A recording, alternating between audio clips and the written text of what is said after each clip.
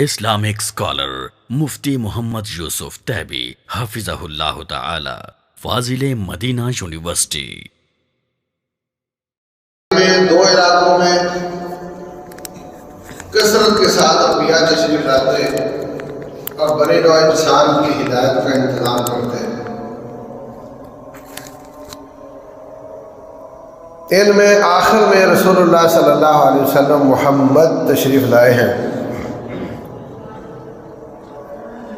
آپ کو اللہ تبارک و تعالیٰ نے پوری زمین کے لیے نبی بنا کر بھیجا ہے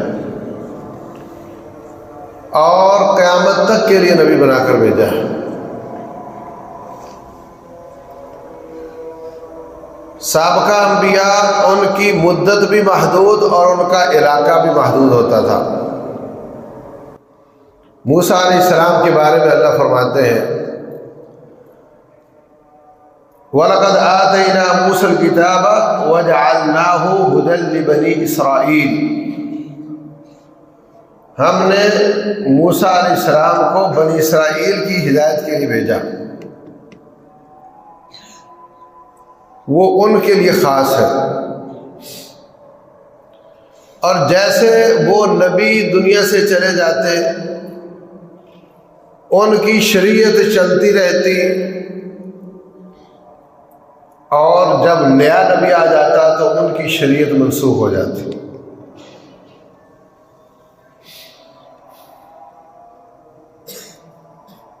جب تک نیا نبی نہیں آتا ان کی شریعت چلتی رہتی۔ اور یہی فرق ہے رسول اور نبی میں۔ نبی اپنے رسول کی شریعت کو لے کر آگے چلتا ہے، جبکہ رسول کو اللہ تعالیٰ نئی شریعت دے کر بھیجتا ہے۔ اور شریعت ہر رسول کی الگ ہوتی ہے، کچھ فرق ہوتے ہیں، جبکہ دین سب کا ایک ہوتا ہے۔ تمام نبیوں کا دین ایک ہے۔ عام آدمی سمجھتا ہے کہ دین اور شریعت ایک ہی چیز کا نام ہے۔ رسول اللہ صلی اللہ علیہ وسلم فرماتے ہیں نحن معشر الانبیاء بنو العلات دیننا واحد، ہم انبیاء کی جماعت یوں سمجھو جیسے باپ ایک ہو اور مائیں مختلف ہوں۔ باپ ایک کا معنی دین ایک ہے اور مائیں مختلف کا معنی شریعتیں مختلف ہیں۔ دین کیا ہے؟ وہ بنیادی عقائد دین ہیں جو سب کے کامن تھے۔ اللہ ایک ہے، سب انبیاء ایک ہی مانتے تھے۔ اللہ کے ساتھ کوئی شریک نہیں، سب انبیاء یہی کہتے تھے۔ یا ایھا الناس اعبدوا ربکم الذی خلقکم والذین من قبلکم، اس ایک اللہ کی عبادت کرو۔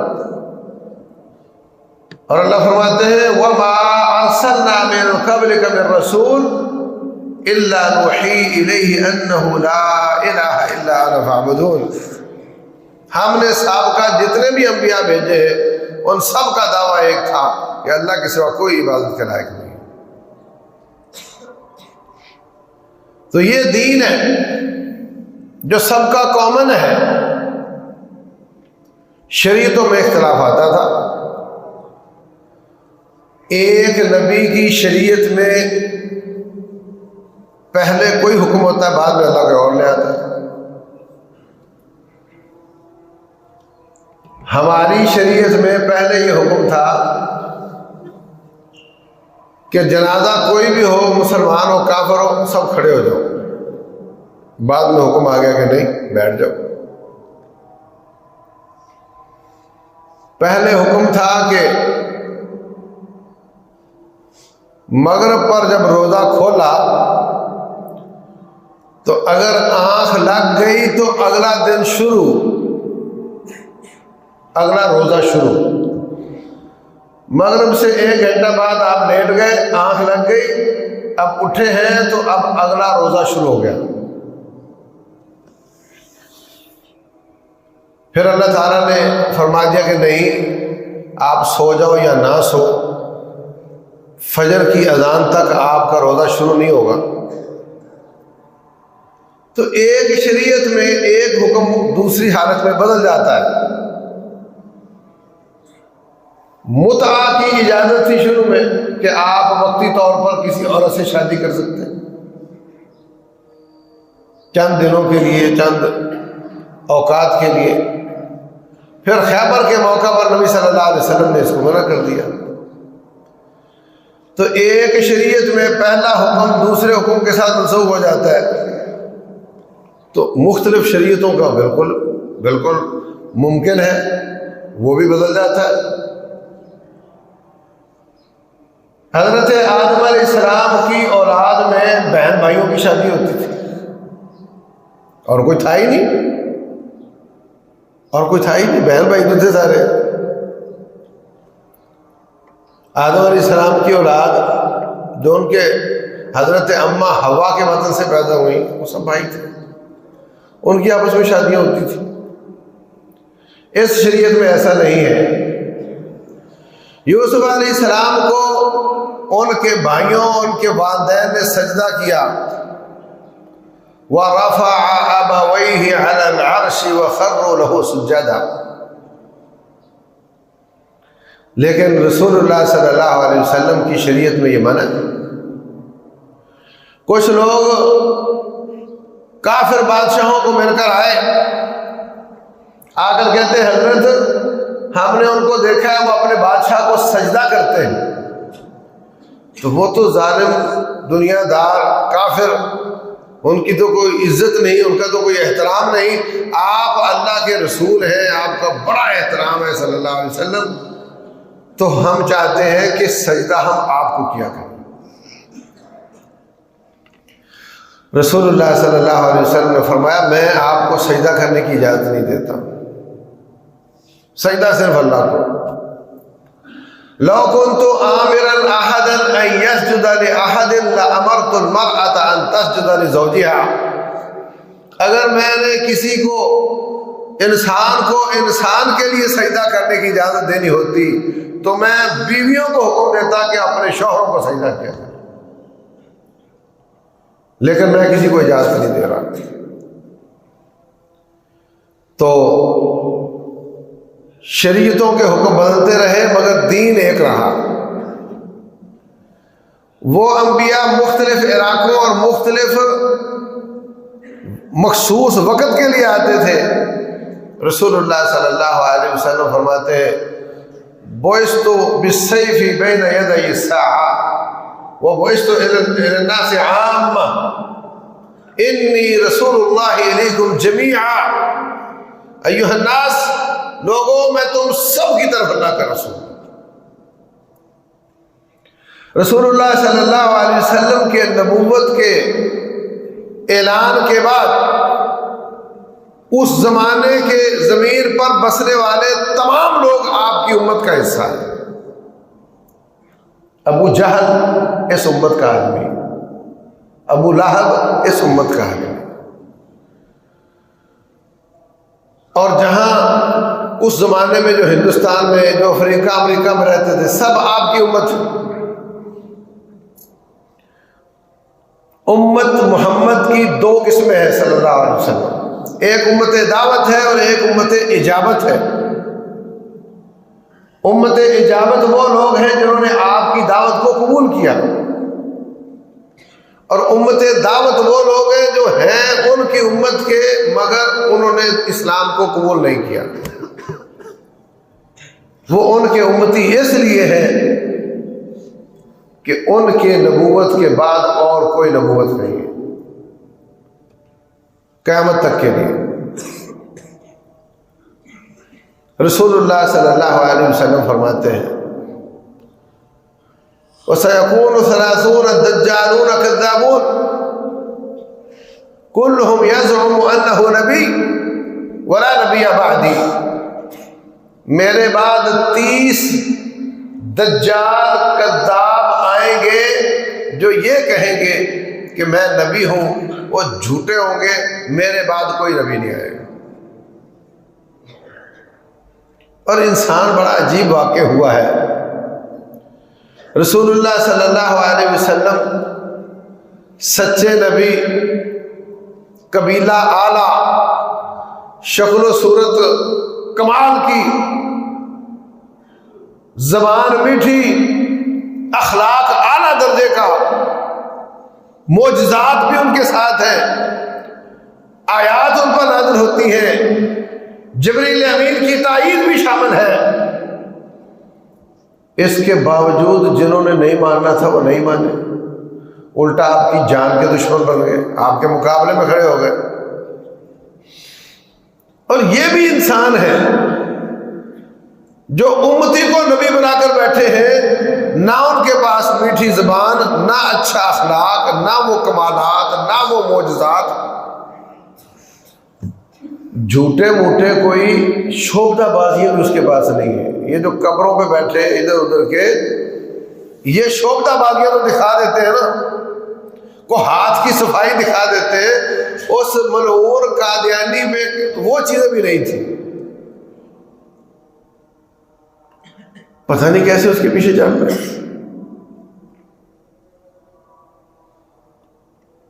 فرمایا وہ 30 ہوں گے، 30 کے قریب ہوں گے، آنے والے تو 30 سے زیادہ ہو چکے ہیں، لیکن شاید اس سے مراد بڑے بڑے جن کی مشہوری زیادہ ہوئی ہو، جن کے ماننے والے زیادہ ہوں۔ دعویٰ کرنے والے تو بہت زیادہ ہو چکے ہیں،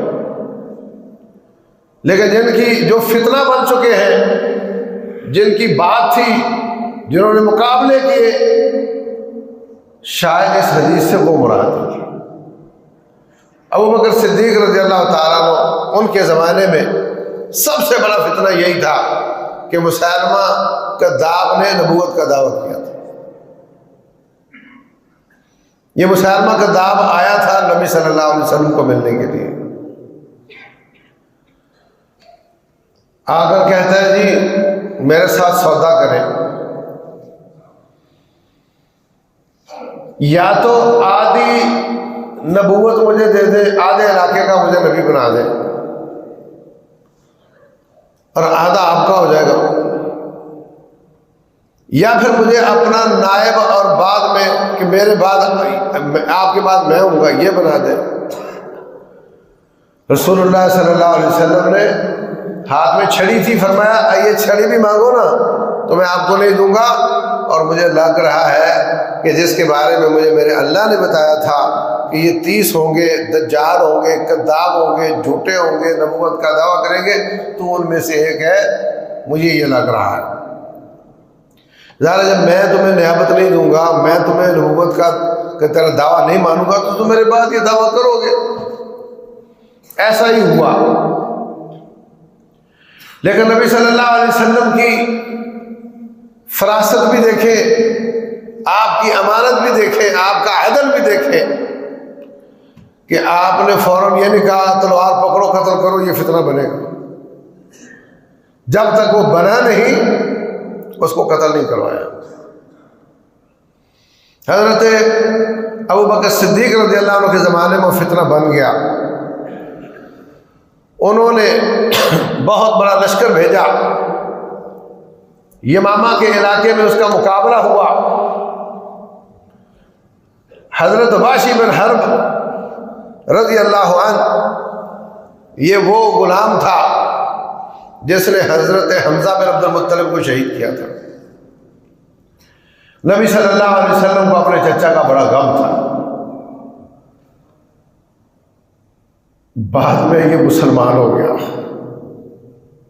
اب اسلام کا خیال کرتے ہوئے اس کو کچھ کہہ نہیں سکتے، اور اس نے تکلیف اتنی پہنچائی ہے کہ برداشت سے باہر ہے۔ تو نبی صلی اللہ علیہ وسلم نے ایک حل نکالا، فرمایا واشی تو میرے سامنے نہ آیا کر، مجھے چاچا یاد آ جاتا ہے، بس ٹھیک ہے تیرا اسلام قبول ہے، بس تو میرے سامنے نہ آیا کر۔ اس بات کی ان کو بھی بڑی تکلیف تھی کہ مجھ سے اتنا بڑا ظلم ہوا. اس نے دل میں ٹھان لی کہ جس طرح میں نے مسلمانوں کا بہت بڑا آدمی شہید کیا ہے، ایسے اب میں کافروں کا بھی بہت بڑا بندہ ماروں گا. تو اس یمامہ کی لڑائی میں یہ بھی شریک ہوئے، اور ایک دیوار تھی، اس میں ایک سوراخ تھا، وہاں سے یہ ایمبوش سائٹ پہ بیٹھ گئے. اس کے پاس ایک مہارت تھی کہ ایک برچھا یہ گھما کر پھینکتے تھے، اور اس کا نشانہ بڑا زبردست تھا، جس جگہ پر مارنا چاہتے تھے وہی لگتا تھا. تو انہوں نے گھما کر وہ برچھا مارا اس دیوار کے سوراخ سے، وہ سیدھا جا کر کے مسیلمہ کذاب کے اندر پیوست ہو گیا، اور اس کے ساتھ ہی وہ ڈھیر ہو گیا. بہت بڑا فتنہ اللہ تعالیٰ نے ختم کر دیا.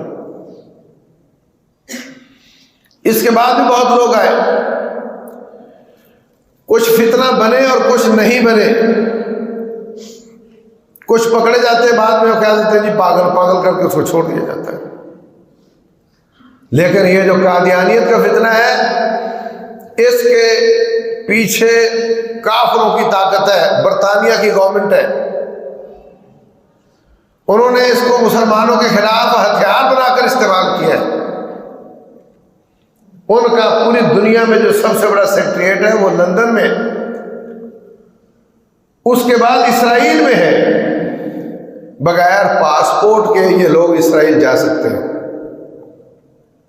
بغیر پاسپورٹ پر مہر لگے یہ اسرائیل میں جا سکتے ہیں. بحری اور قادیانی ان کی آبادیاں ہیں اسرائیل میں، وہاں ان کا بہت بڑا مرکز ہے. اور تیسرا مرکز یہ جو بنا رہے ہیں وہ جکارتا میں بنا رہے ہیں، انڈونیشیا میں بنا رہے ہیں. وہاں کے مسلمانوں کو انہوں نے دھوکہ دیا، حتیٰ کہ وہاں کے جو اچھے عقیدے والے علماء ہیں ان کو بھی یہ بات سمجھ نہیں آ رہی کہ ان کو کافر کیسے کہیں. یہ اللہ کو اللہ مانتے ہیں، نبی کو نبی مانتے ہیں، صحابہ کو صحابہ مانتے ہیں، قرآن کو قرآن مانتے ہیں، ہماری جیسی نماز پڑھتے ہیں. اور حقیقت یہ ہے کہ یہ تقیہ کرتے ہیں.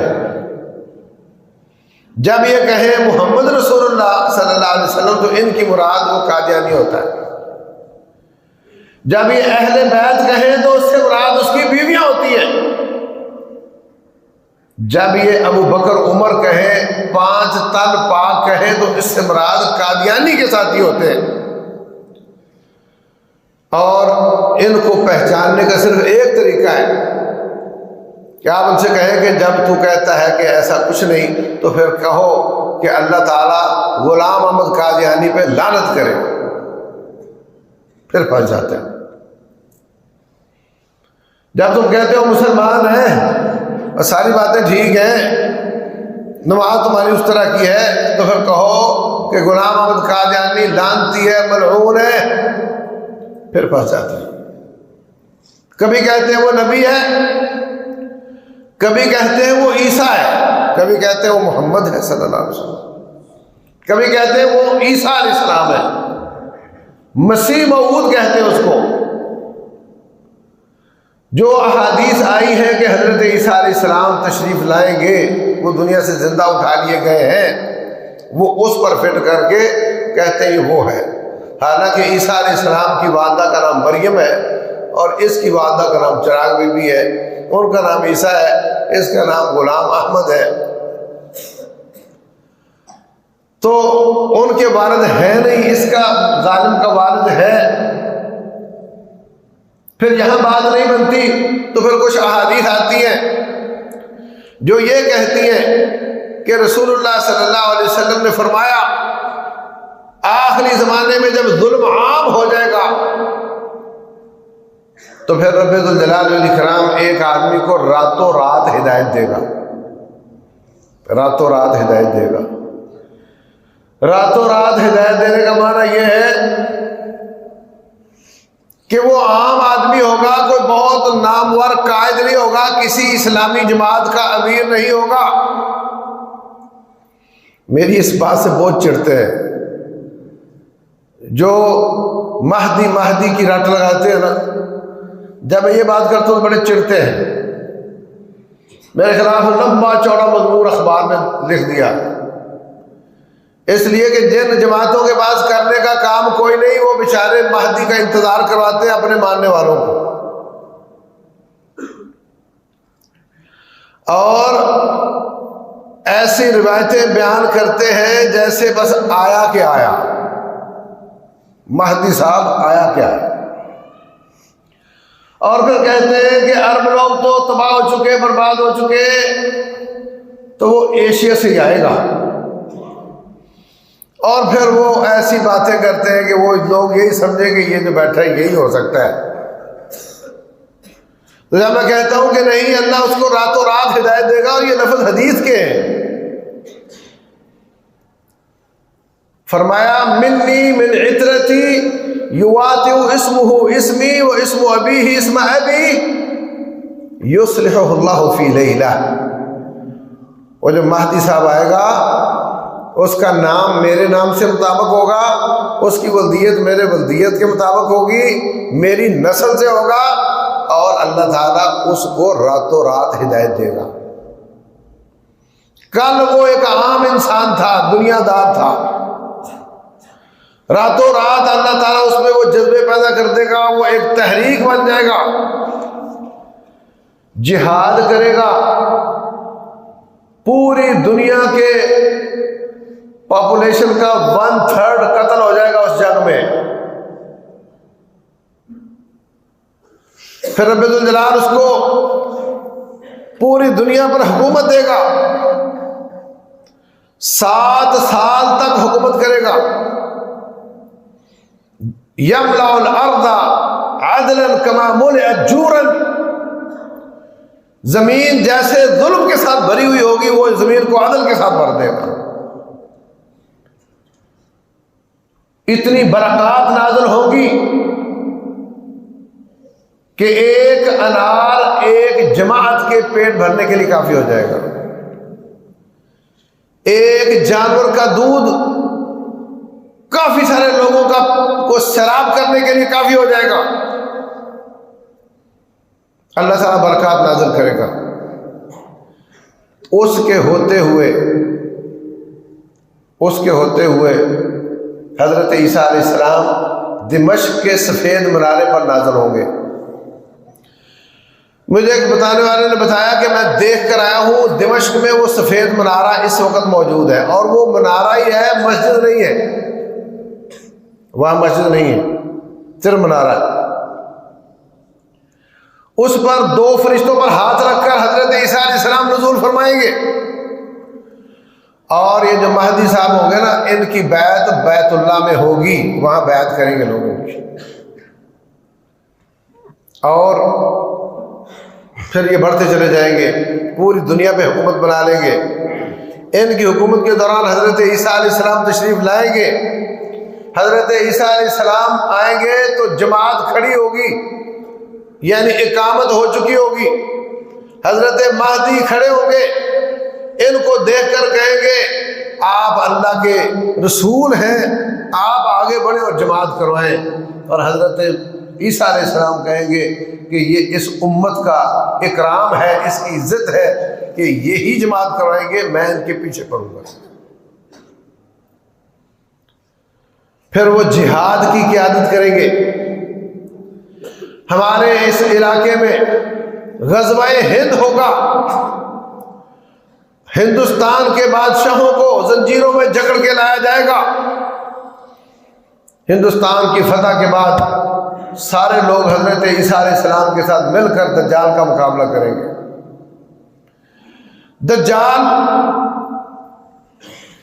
دجال تو بہت ہے، رسول اللہ صلی اللہ علیہ وسلم نے فرمایا میرے بعد 30 دجال آئیں گے، جھوٹے ہوں گے، نبوت کا دعویٰ کریں گے،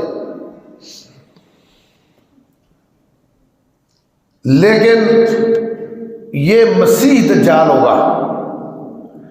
مسیح مسا سے ہے، مسا کا معنی ہوتا ہے ہاتھ پھیرنا، ٹانگ پر پھیر لو، سر پر پھیر لو۔ حضرت عیسیٰ علیہ السلام مسیح اس لیے ہیں کہ وہ بیمار پر ہاتھ پھیرتے تھے تو وہ ٹھیک ہو جاتا تھا، اور دجال مسیح اس لیے ہے کہ یہ اس طرح کے کرتب بھی دکھائے گا، ہاتھ پھیرنے والے بھی، اور یہ زمین پر پھرے گا، پوری زمین پر سوائے 4 جگہوں کے، یہ ہر جگہ جائے گا۔ نمبر 1 حرم مکہ، نمبر 2 حرم مدینہ، نمبر 3 قبلہ اول اقصی، نمبر 4 طور کا علاقہ، کوہ طور۔ ان 4 جگہوں کے علاوہ دجال ہر جگہ جائے گا، زمین پر گھومے گا، اس لیے اس کو مسیح کہتے ہیں، اور وہ رب ہونے کا دعویٰ کرے گا۔ دجال بہت ہے، دجل کرنے والا، فریب کرنے والا، لوگوں کی آنکھوں میں دھول جھونکنے والا دجال بہت ہے۔ یہ جتنے تماشا دکھانے والے ہیں نا، لڑکے کے منہ سے رومال نکال دیا، ناک سے ڈالا، منہ سے نکل آیا، بازو ہلائی تو اس کے جسم سے پانی نکلنے لگ گیا، کپڑا ڈال کے اس کو 2 لفظ کر دیا، پھر جوڑ دیا، یہ سب دجل ہے، فریب ہے۔ یہ اس دجال کے لیے حالات کو سازگار کر رہے ہیں۔ مجمع لگ جاتا ہے، لوگ جمع ہو جاتے ہیں، یہ ریہرسل ہو رہی ہے، جب وہ آئے گا، مجمع لگے گا، تو اسی طرح لوگ جائیں گے، دیکھوں تو صحیح کیا ہو رہا ہے۔ رسول اللہ صلی اللہ علیہ وسلم فرماتے ہیں جس کو پتا چلے کہ دجال آیا ہوا ہے وہ اس کے پاس نہ جائے، اور جو میری بات نہیں مانے گا جائے گا، وہ فتنے میں پڑ جائے گا۔ فرمایا رسول اللہ صلی اللہ علیہ وسلم نے، انکم ستفترون فی قبورکم مثل فتنۃ المسیح الدجال، قبر میں تمہاری آزمائش اتنی کڑی ہوگی جتنا کڑا دجال کا فتنہ ہے۔ جو لوگ دنیا سے جا چکے وہ دجال کے فتنے سے بچ گئے، جو اس کے آنے سے پہلے پہلے چلے جائیں گے وہ بھی بچ جائیں گے۔ ان سب کی آزمائش قبروں میں ہوگی۔ تیرا رب کون ہے، تیرا رسول کون ہے، تیرا دین کیا ہے، یہ آزمائش۔ اور دجال فرمایا اتنا بڑا فتنہ ہے کہ ہر نبی نے اپنی امت کو اس سے ڈرایا ہے۔ ما من نبی الا وقد انذر قومہ، ہر نبی نے اپنی قوم کو دجال سے ڈرایا ہے، اور میں بھی تمہیں ڈراتا ہوں، لیکن میں ایک بات ایسی کرتا ہوں جو سابقہ انبیاء نے نہیں کی، انہ اعور وان ربکم لیس باعور، دجال کانا ہے اور تمہارا رب کانا نہیں ہے۔ اس کی ایک آنکھ ہے اور ڈالر پہ بنی ہوئی ہے، تو کون اس کے اندر ایک آنکھ بنی ہوئی ہے، یہ دجال کے پیروکار ہے، اس کا انتظار کر رہے ہیں۔ نیٹ پر لکھو 1 آئی، ایک آنکھ، تو بہت بڑا مواد آ جاتا ہے ان کا۔ فرمایا 70,000 یہودی اصفہان کے، ایران کے سب سے پہلے اس کے سپاہی بنیں گے۔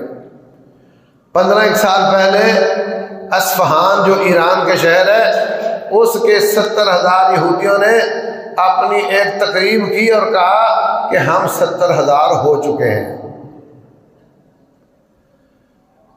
اسرائیل کے بعد جو سب سے زیادہ یہودی ہیں وہ ایران میں ہیں۔ وہ اپنے دجال کا انتظار کرتے ہیں، وہ آئے گا تو ہم دنیا کا مقابلہ کریں گے۔ دجال بہت آئیں گے مگر وہ مسیح دجال ہوگا، زمین پر گھومے گا، نبوت نہیں بلکہ ربوبیت کا دعویٰ کرے گا۔ اس کے پاس بہت زیادہ شعبے ہوں گے، زمین سے کہے گا، آسمان سے کہا پانی برسا، بارش شروع ہو جائے گی۔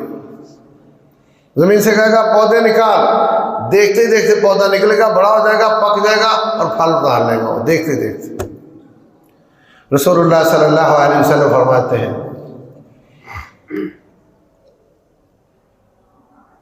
کہ اگر کوئی ایک شخص آئے گا، وہ اس کی بات نہیں مانے گا، وہ کہے گا میں تجھے رب نہیں مانتا، تو دجال ہے۔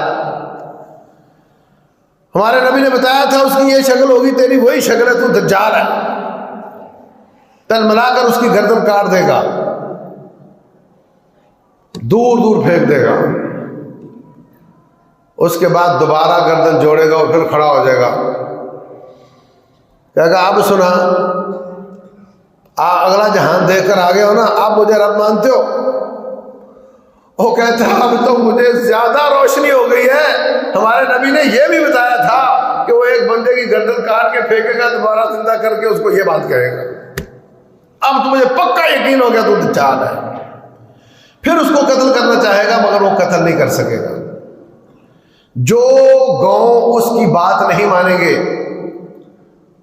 وہ وہاں سے غصے کے ساتھ نکلے گا، ان کو سزائیں دے گا۔ پہلے رسول اللہ صلی اللہ علیہ وسلم فرماتے ہیں اس کی ایک جنت ہوگی ایک جہنم ہوگی، اس کی جنت جہنم ہوگی اور اس کی جہنم جنت ہوگی۔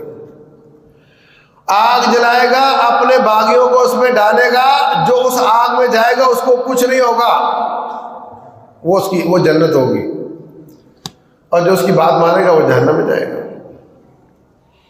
جب ناراض ہو کر اس گاؤں سے نکلے گا تو ان کی تجوریوں سے پیسہ نکل کر اس کے ساتھ چل پڑے گا، کیعاصب النحل، جیسے چھتے کی ملکہ کے پیچھے شہد والی مکھیاں چلتی ہیں۔ یہ نبی صلی اللہ علیہ وسلم نے بیان کیا۔ چھتے کی ملکہ جدھر جاتی ہے ادھر ہی ساری مکھیاں جاتی ہیں، اس طرح سارے کے تجوریوں کے پیسے نکل کے اس کے ساتھ چلے جائیں گے۔ یہ ساری چیزیں اللہ جانے کس شکل میں ہوں گی۔ اس وقت جو شکل بن چکی ہے وہ یہ ہے کہ آپ کی جیب میں کاغذ ہے اور جب وہ چاہتے ہیں اس کو ڈی ویلیو کر دیتے ہیں، آپ کی جیب سے پیسہ نکل جاتا ہے، جب چاہتے ہیں اس کو کینسل کر دیتے ہیں، آپ کی جیب کا پیسہ نکل جاتا ہے۔ یہ دجالی سسٹم ہے۔ تو بہر صورت حضرت عیسیٰ علیہ السلام کے ساتھ مجاہد ملیں گے اور وہ لڑائی کریں گے، اور جب وہ دیکھے گا حضرت عیسیٰ علیہ السلام کو تو پگھلنا شروع ہو جائے گا، ان کے جسم کی خوشبو تک پہنچے گی تو پگھلنا شروع ہو جائے گا۔ اس کے بعد رب ذوالجلال فرمائے گا اے عیسیٰ میں ایسی قوم کو چھوڑنے جا رہا ہوں جس کا تم مقابلہ نہیں کر سکتے۔ حتی اذا فتح یأجوج ومأجوج وهم من کل حدب ینسلون، اللہ تعالیٰ یاجوج ماجوج کو چھوڑیں گے جو سمندروں کا پانی پی کر ختم کر دیں گے، اور حضرت عیسیٰ علیہ السلام اپنے ساتھیوں کو لے کر طور پہاڑ پہ چڑھ جائیں گے، ادھر وہ نہیں آئیں گے۔ فرمایا وہ پوری زمین پر گھوم کر سب کو قتل کر دیں گے، پھر کہیں گے زمین والوں ختم کر دیے ہم نے، اب آسمان والوں کو مارنا ہے۔ تیر چلائیں گے آسمان کی طرف، وہ خون آلود ہو کر اللہ کی قدرت سے واپس آئیں گے، وہ کہیں گے لو جناب آسمان والے بھی مار دیے۔ اس کے بعد رب ذوالجلال ان کی گردن پہ ایک پھوڑا نکالے گا، وہ ایسے مریں گے جیسے بجلی بند ہونے سے سارے بلب بجھ جاتے ہیں ایک دم۔ حضرت عیسیٰ علیہ السلام اور ان کے ساتھی نیچے اتریں گے، دیکھیں گے زمین پر پاؤں رکھنے کی جگہ نہیں جہاں ان کی ناشنی پڑی ہوئی، اور بدبو اور سڑان آ رہی۔ اللہ تعالیٰ سے دعائیں کریں گے، رب ذوالجلال جانور پرندے بھیجے گا جو ان کو اٹھا کر کے کہیں جا کر کے پھینک دیں گے۔ تو میرے بھائیوں، یہ قادیانی کبھی لٹکتے ہیں حضرت عیسیٰ علیہ السلام کے آنے کے ساتھ کہ جی وہ آنے سے تو وہ ہمارا غلام احمد ملعون وہ آ گیا ہے، جب وہاں سے بھگایا جاتا ہے تو پھر لٹکتے ہیں حضرت مہدی کے ساتھ، اس کو مہدی موعود کہنا شروع کر دیتے ہیں۔ کبھی مسیح موعود، موعود کا معنی ہوتا ہے جس کا وعدہ کیا گیا ہو، کبھی مسیح موعود کا دعویٰ کرتے ہیں، کبھی مہدی موعود کا دعویٰ کرتے ہیں، اور روٹین میں پوری دنیا میں یہ اپنی دعوت پھیلاتے ہیں، اور وہاں یہ سب باتیں چونکہ عام نیا مسلمان ہے اس کو ان کی کرتوتوں کا نہیں معلوم، تو ان کو صاف صاف کہتے ہیں جی ہم مسلمان ہیں، آپ اسلام کا لفظ ڈالیں تو جو سائٹیں سامنے آئیں گی قادیانیوں کی آئیں گی۔ ان کو صاف صاف دعوت دیتے ہیں اسلام کی، کلمہ لا الہ الا اللہ محمد رسول اللہ پڑھاتے ہیں، اشہد ان لا الہ الا اللہ واشہد ان محمد رسول اللہ پڑھاتے ہیں، نماز وغیرہ ساری اپنی سکھاتے ہیں۔ جب وہ آ جاتا ہے تو پھر اس کے دل میں وہ اپنے ملعون قادیانی کی اہمیت بھی بیان کرتے ہیں، اس کو جو چاہیں بیان کرتے ہیں۔ نیا مسلمان ہوتا ہے، اس کو کیا پتا، جیسے ہم ابو بکر صدیق کے بارے میں بتائیں گے تو نیا مسلمان مان لے گا، ایسے ہی وہ قادیانی کے بارے میں بتاتے ہیں تو نیا مسلمان اس کو مان لیتا ہے۔ تو چونکہ یہ دھوکے باز ہے تو کیا کرتے ہیں، اسلام کی اصطلاحات کو بول کر مراد کچھ اور لیتے ہیں۔ اس لیے پاکستان کے قانون نے سن 84 میں یہ فیصلہ کیا تھا کہ یہ لوگ ہمارے عبادت گاہ کو مسجد نہیں کہہ سکتے، عبادت گاہ کو مسجد نہیں کہہ سکتے۔ اگر عیسائی ہو، کافر ہے نا، تو ان کے بارے میں ایسے فیصلے کرنے کی کوئی ضرورت نہیں کہ وہ اپنے کنیسے کو مسجد نہیں کہہ سکتے، اس لیے کہ وہ کہتے ہی نہیں۔ وہ حضرت عیسیٰ کو محمد نہیں کہتے صلی اللہ علیہ وسلم، وہ ان کے ساتھیوں کو صحابہ نہیں کہتے، کیونکہ یہ مرتد ہیں اور یہ ان اصطلاحات کو، ٹرمز کو استعمال کر کے اپنا مقصد لیتے ہیں۔ اس لیے اسمبلی سے پاس ہوا، سپریم کورٹ سے نکلا کہ جناب یہ اپنے عبادت خانے کو مسجد نہیں کہہ سکتے، یہ اپنا لٹریچر بانٹ نہیں سکتے، یہ ان عبادت خانوں میں اذان نہیں کہہ سکتے، یہ اپنے اسلامی نام نہیں رکھ سکتے۔ یہ فیصلہ ہو چکا، بھٹو کے زمانے میں قانون بھی پاس ہو چکا۔ اب یہ کسی نہ کسی طریقے سے اپنے مسلمان حکمرانوں پر دباؤ ڈلواتے ہیں اور ان سے کوئی نہ کوئی لالچ، کوئی دباؤ کے ساتھ فیصلہ کروانا چاہتے ہیں کہ کسی طریقے سے ان کو ان چیزوں کی اجازت مل جائے۔ عمران کے زمانے میں انہوں نے پوری کوشش کی تھی کہ ان کو غیر مسلم کا درجہ مل جائے۔ کیا سمجھے آپ کہو گے اس میں کیا برائی ہے؟ غیر مسلم کا درجہ مل جائے۔ غیر مسلموں کی سیٹ اسمبلی میں ہوتی ہے، ان کی سیٹیں بھی وہاں ہو جائیں گی، ٹھیک ہے۔ غیر مسلم اپنی دعوت یہاں پیش کرتے ہیں، حالانکہ ان کو اجازت نہیں ہونی چاہیے کسی غیر مسلم کو، ان کو اقلیتوں کے حقوق مل جائے، چونکہ یہ دجال بھی ہیں، کذاب بھی ہیں، اسلام کا لبادہ اوڑھ کر اسلام پر ڈکیٹی کرتے ہیں، اس لیے ان کے خلاف ہی فیصلہ تھا۔ اب وہ چاہتے ہیں کہ نہیں، ہمیں کافروں کے حقوق سارے یہاں پر مل جائے تاکہ ہمیں اپنی دعوت کی آزادی مل جائے۔ اور چیف جسٹس نے وہی جو کافروں کے حقوق ہے اس کے مطابق فیصلہ کر کے کہتا ہے میں نے قانون کے مطابق فیصلہ کیا۔ اس کو یہ نظر نہیں آیا کہ یہ بھی فیصلہ وہاں لکھا ہوا ہے کہ اپنی مسجد کو مسجد نہیں کہہ سکتے۔ انہوں نے اپنی تفسیر چھاپی ہے تو اس کو کوریج دی ہے کہ ٹھیک ہے، وہ ان کو اس بات کی جو کافروں کو اجازت ہے تو ان کو بھی اجازت ہے، جبکہ صاف فرق قانون میں لکھا ہوا ہے کہ یہ ان کافروں جیسے نہیں ہے، یہ تقیہ کرنے والے ہیں، ان کو اپنے لٹریچر چھاپنے کی اجازت نہیں ہے۔ تو اس طریقے سے کبھی قانونی حساب سے بل پیش کر کے اور کبھی سپریم کورٹ سے دباؤ یا لالچ کے ساتھ فیصلے کرواتے ہیں۔ اور چونکہ پورے ملک میں اگرچہ کھلواڑ بہت ہوا ہے، مسلمانوں کے اخلاق چھین لیے گئے، ان کے کردار چھین لیے گئے، ان کا حیا چھین لیا گیا، کچھ ختم نبوت کی غیرت موجود ہے۔ یہ اس کو تھرمامیٹر لگاتے ہیں کہ دیکھیں کتنے کے ہیں، ان کی غیرت کتنی کی رہ گئی ہے۔ ایک آدھ بل پیش کر کے، ایک آدھ اس طرح کا فیصلہ کروا کر آپ لوگ نکلتے ہیں، روڈ پر نکلتے ہیں، شور کرتے ہیں، تو پھر وہ اگلے 5 سال 10 سال کا منصوبہ بناتے ہیں، کتنا ان کو بے حیا کرنا ہے، کتنا ان کو بے غیرت کرنا ہے، کتنا ان کا دین چھیننا ہے، کتنا ان میں ایتھیزم اور الحاد کو ہوا دینی ہے، ان کی یونیورسٹیوں کے نصاب بدلنے ہیں، کس قدر ان کی تعلیم کو برباد کرنا ہے تاکہ اگلی نسل میں یہ غیرت نہ رہے۔ پھر اس کے بعد پھر کوئی نہ کوئی شوشہ اس طرح کا لے آتے ہیں، یہ تھرمامیٹر کی طرح ہوتا ہے، چیک کرے کہاں پہنچ گئے۔ اپنی این جی اوز کو اتنا پیسہ دیا، اربوں ڈالر کھلائے پاکستان کی قوم کو بے غیرت کرنے کے لیے، بے حمیت اور ان کا اسلام چھیننے کے لیے۔ انہوں نے بڑی رپورٹیں پیش کی تھی کہ ہم نے یہ کر دیا، یہ کر دیا، اب یہ جوان باہر نہیں نکلے گا۔ فرق تو واقعتاً پڑ گیا، فرق تو پڑ گیا، لیکن پھر بھی یہ ایک ایسا حساس موضوع ہے، کوئی شرابی بھی ہونا، بدکار بھی ہونا، مسلمان وہ نبی صلی اللہ علیہ وسلم کے نام پر کھڑا ہو جاتا ہے، اس پر وہ سودے بازی نہیں کرتا۔ تو آج انہوں نے پھر ہماری غیرت کو للکارا ہے،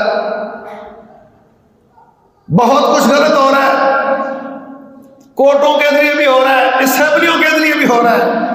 مشرف نے خود تسلیم کیا تھا کہ حقوق نسواں بل مجھ پر دباؤ ڈال کر پاس کروایا گیا، اور یاد رکھو جس طرح اسلام کے 5 ارکان ہیں اسی طریقے سے جو ان کا سرمایہ دارانہ نظام ہے اس کے 3 ارکان ہیں۔ نمبر 1 آزادی، نمبر 2 ترقی، نمبر 3 مساوات۔ آزادی کا معنی جو منہ میں آئے بول دو، کوئی پوچھنے والا نہ ہو، نبی صلی اللہ علیہ وسلم کی حرمت پامال کر دو، ان کے خاکے بنا دو، نعوذ باللہ،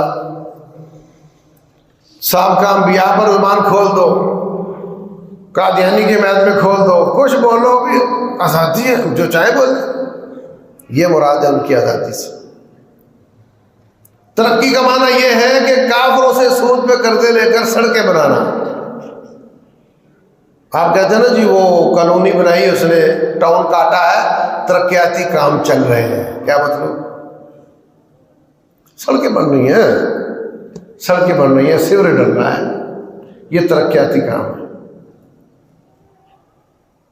فلاں حکومت نے بہت ترقیاتی کام کروائے، اس کو ووٹ دو جیب سے،